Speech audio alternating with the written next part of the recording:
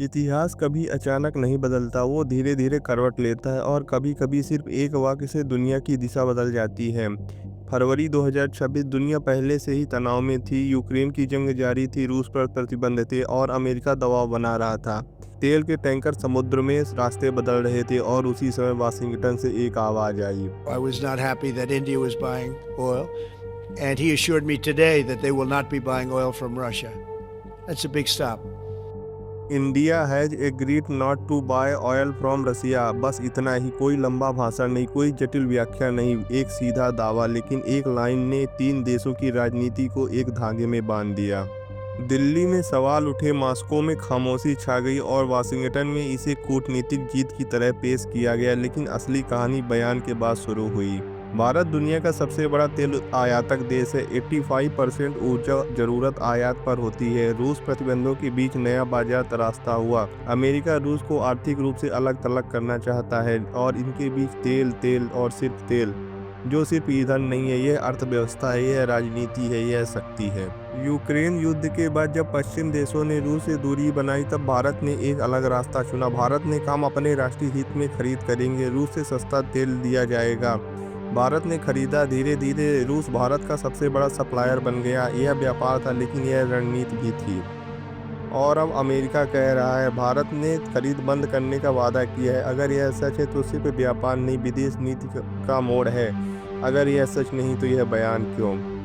कूटनीति में कभी कभी जो कहा जाता है उससे ज़्यादा महत्वपूर्ण होता है जो नहीं कहा जाता। भारत ने क्या कहा? सीधा हाँ या नहीं, सीधा ना वो भी नहीं, बस इतना राष्ट्रीय हित। तो आज हम इस कहानी को शोर से नहीं, तथ्यों से समझेंगे। हम देखेंगे किसने क्या क्या, किससे क्या नहीं कहा और इस पूरी कहानी के पीछे सच्चाई कहाँ खड़ी है।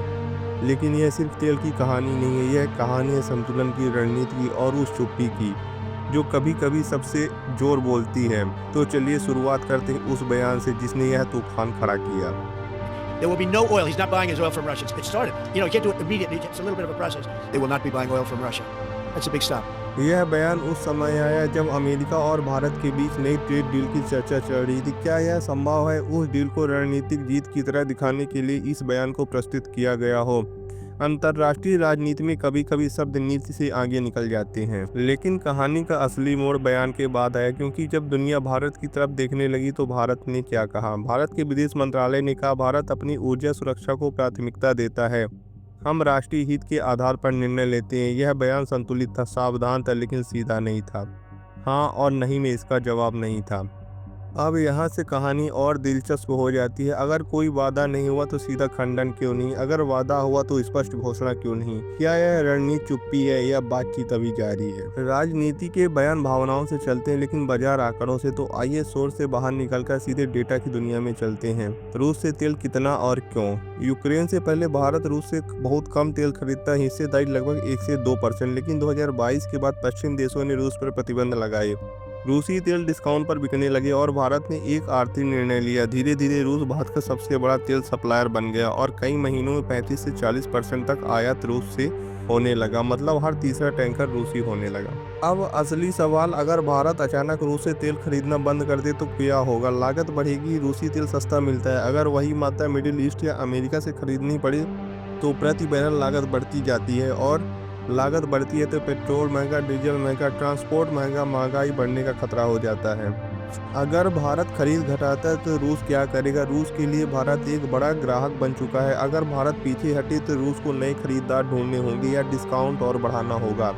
लेकिन रूस और भारत के रिश्ते सिर्फ तेल तक सीमित नहीं है। रक्षा सहयोग, परमाणु ऊर्जा, रणनीतिक साझेदारी, इसलिए यह फैसला सिर्फ व्यापारिक नहीं है, भू राजनीतिक भी है। अब असली सवाल, क्या भारत सच में खरीद बंद करेगा या अमेरिका को दिया गया एक डिप्लोमेटिक सिग्नल है या यह बयान अमेरिकी घरेलू राजनीति का हिस्सा था? आइए अब अमेरिका और रूस की स्थिति जानते हैं। अमेरिका क्या चाहता है? अमेरिका की प्राथमिकता साफ है, रूस को आर्थिक रूप से कमजोर करना, यूक्रेन युद्ध के दबाव बनाए रखना और सहयोगी देशों को अपने पाले में रखना। अगर भारत रूस से तेल खरीदता रहेगा तो रूस को डॉलर मिलता रहेगा और डॉलर मतलब रूस युद्ध जारी रखता रहेगा। इसलिए वाशिंगटन का दबाव सीधा और स्पष्ट है, लेकिन भारत ना तो नाटो का सदस्य है और ना ही किसी सैन्य गठबंधन में बाधा है। इसका मतलब है दोस्ती सबसे निर्णय अपने हित में लेता है भारत। वहीं दूसरी तरफ रूस क्या चाहता है? रूस के लिए भारत सिर्फ ग्राहक नहीं है, एक भरोसेमंद साझेदार है। रक्षा उपकरणों का बड़ा हिस्सा अब भी रूस से आता है। S-400 मिसाइल सिस्टम, परमाणु ऊर्जा सहयोग, पुरानी सैन्य साझेदारी।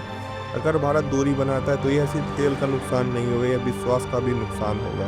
अब आप भारत की स्थिति को समझिए। एक तरफ क्वाड है, अमेरिका, जापान, ऑस्ट्रेलिया के साथ साझेदारी। दूसरी तरफ ब्रिक्स, रूस, चीन के साथ मंच, यानी भारत दोनों मंचों पर मौजूद है और यही भारत की ताकत भी है और एक चुनौती भी। तो क्या भारत ने वादा किया संभव है? भारत ने कहा हो हम स्थिति की समीक्षा करेंगे, अमेरिका उसे एग्रीमेंट की तरह पेश किया हो, या सिर्फ कूटनीतिक भाषा का अंतर हो? अंतर्राष्ट्रीय राजनीति में हाँ हमेशा हाँ नहीं होती और ना हमेशा ना नहीं होती। कभी कभी बयान धुतले रखे जाते हैं ताकि सभी पक्ष संतुष्ट रहे। भारत अगर धीरे धीरे खरीद कम करता है तो बिना औपचारिक घोषणा के अमेरिका भी कुछ, रूस नाराज कम और भारत लचीला बना रहता है। इसे कहते हैं साइलेंट एडजस्टमेंट। लेकिन सवाल अब भी बाकी है, क्या जनता को स्पष्ट जवाब मिलना चाहिए या कूटनीति में कुछ बातें सार्वजनिक नहीं होती? अब एक बड़ा सवाल, क्या प्रधानमंत्री इसलिए चुप है क्योंकि मामला संवेदनशील है या इसलिए क्योंकि अभी निर्णय अंतिम नहीं है? कभी कभी नेतृत्व की चुप्पी रणनीति होती है। लोकतंत्र में सवाल पूछना भी रणनीति है। यह मुद्दा 3 स्तर पर चल रहा है: अंतर्राष्ट्रीय दबाव, आर्थिक गणित, घरेलू राजनीति। और इन तीनों के बीच भारत संतुलन साधने की कोशिश कर रहा है। मान लीजिए अगर कल अमेरिका दबाव बढ़ाए तो क्या भारत झुकेगा? अगर रूस और सस्ता ऑफर दे तो क्या भारत और करीब जाएगा, या भारत वही करेगा जो पिछले कुछ सालों से कर रहा है, सबसे दोस्ती लेकिन फैसले अपने हित में? आपको क्या लगता है? कमेंट में जरूर बताइए। और अगर ये वीडियो आपको पसंद आए तो हमारे चैनल को लाइक, शेयर और सब्सक्राइब जरूर करें। मिलते हैं नेक्स्ट न्यूज़ में, तब तक के लिए अपना ख्याल रखें। धन्यवाद।